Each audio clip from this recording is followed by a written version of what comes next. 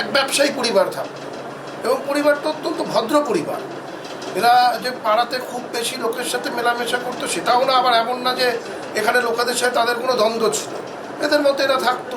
কি বৃত্তান্ত এ তো পুলিশ তদন্ত করে বুঝতে পারবে। সামনে তুমি দেখতে পাচ্ছ সিসিটিভি রয়েছে এই বাড়ির ঠিক দুতলার ওপরে একটা সিসিটিভি, বাঁদিকে সুবীরকে বলবো আরেকটা সিসিটিভি দেখাতে। সামনে তুমি দেখতে পাচ্ছ সামনে আরেকটা সিসিটিভি, অর্থাৎ দুদিকেই এই বাড়ির ভেতরে কারা প্রবেশ করছে বা বাড়ি থেকে কারা বেরোচ্ছে এই সিসিটিভিতে কিন্তু ধরা পড়বে এবং নিশ্চয়ই তদন্তকারী অফিসাররা সেই সিসিটিভি খতিয়ে দেখছেন। অর্থাৎ যে দুর্ঘটনায় যে দুজন আহত হয়েছিল তারা কি এই বাড়িতে সকালবেলা এসেছিল নাকি এই বাড়ি থেকে কটা নাগাদ তারা বেরিয়েছিল, আরো কারা কারা এই বাড়িতে প্রবেশ করেছিল, গতকাল রাতে কারা এসেছিল, আজকে ভোরবেলা কারা এসেছিল।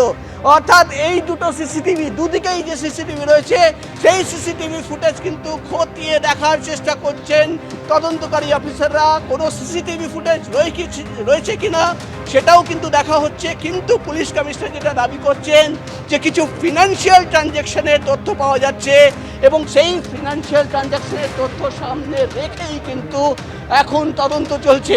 আর একটা সিসিটিভি দেখাবো, ঠিক তুমি দেখতে পাচ্ছ এই যে গেট রয়েছে, গেটের ওপরের দিকে সামনের দিকেও কিন্তু একটা সিসিটিভি রয়েছে এবং ক্যামেরাম্যানকে বলবো সামনের দিকে আসতে।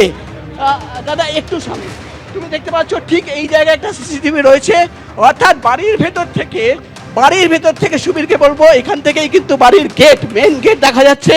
বাড়ির ভেতর থেকে যদি কেউ বাইরে বেরোয় একদম গেটের ওপরে, মাথার ওপরে যে সিসিটিভি রয়েছে সেটাতে ধরা পড়বে। আরেকটা জিনিস তোমাকে দেখাবো, এইখানে একটা সিসিটিভি রয়েছে।